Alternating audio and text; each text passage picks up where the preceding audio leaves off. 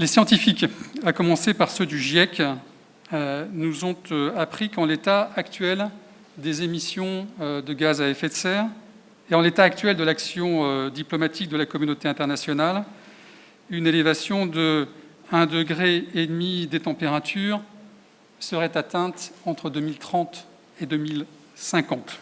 Et le réchauffement de la température moyenne mondiale a d'ores et déjà, certains de mes prédécesseurs l'ont rappelé, des effets désastreux sur notre vie quotidienne et peut-être surtout, d'ores et déjà, hypothèque gravement l'avenir des générations qui viendront après nous. Je pense bien sûr, sans faire aucun catastrophisme évidemment, à l'élévation du niveau des mers, à l'érosion côtière, qu'on peut mesurer ici très facilement, sur les 700 km de côte qui vont du nord de Saint-Louis jusqu'au sud de la Casamance. Les effets du changement climatique sont évidents également sur l'activité économique, depuis l'élevage, les récoltes, la pêche, de manière plus générale, les rendements et la production agricole, en particulier dans les zones et les régions les plus vulnérables de la planète. On parle ici des effets sur les terres arides, celles qui sont soumises à la désertification, et on pense en effet plus spécifiquement aux pays situés en Afrique subsaharienne qui sont particulièrement vulnérables aux sécheresses, aux vagues de chaleur ou aux tempêtes de sable.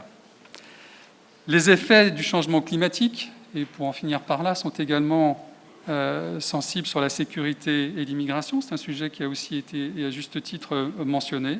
Ces effets sont considérables, d'ores et déjà, et on anticipe qu'ils le soient encore davantage à l'avenir.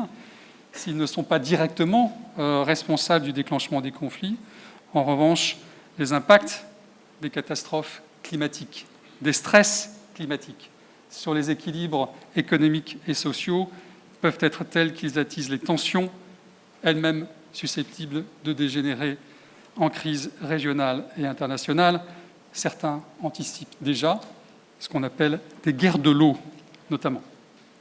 Si nous voulons diviser nos émissions par 2 d'ici 2050, ce qui est la recommandation du GIEC, cette réduction devra désormais être de 3,5% par an par rapport à nos émissions de 2015. Dans ce contexte, le relèvement collectif du niveau de nos engagements climatiques est absolument indispensable.